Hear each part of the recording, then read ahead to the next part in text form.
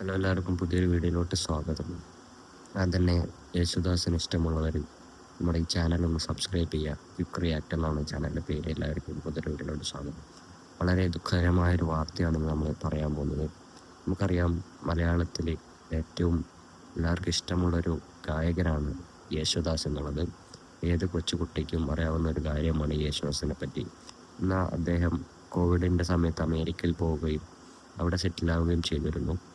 അതേ പിന്നെ അദ്ദേഹത്തിന് മലയാള സിനിമയിൽ അധികം പാട്ട് പാടാൻ അവസരം കിട്ടിയില്ല എന്ന് തന്നെ പറയണം. വളരെ ദുഃഖകരമായൊരു കാര്യമാണ് അദ്ദേഹത്തെ ഇങ്ങനെ അവഗണിക്കുന്നത്. എല്ലാം പുതിയ പുതിയ ഗായകന്മാരാണ് പുറത്തു വന്നുകൊണ്ടിരിക്കുന്നത്. അതേസമയം പഴയ ആൾക്കാരെ മറക്കുന്ന ഒരു വളരെ ദുഃഖകരമായൊരു കാര്യമാണ്. ഒരു കാലത്ത് യേശുദാസ് എന്നുള്ളത് എല്ലാവർക്കും ഇഷ്ടമുള്ള ഒരു ഗായകനായിരുന്നു.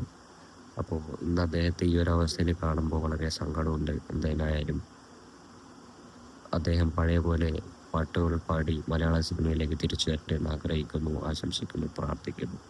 അപ്പോൾ അടുത്തൊരു വീഡിയോ കാണാം. ബൈ.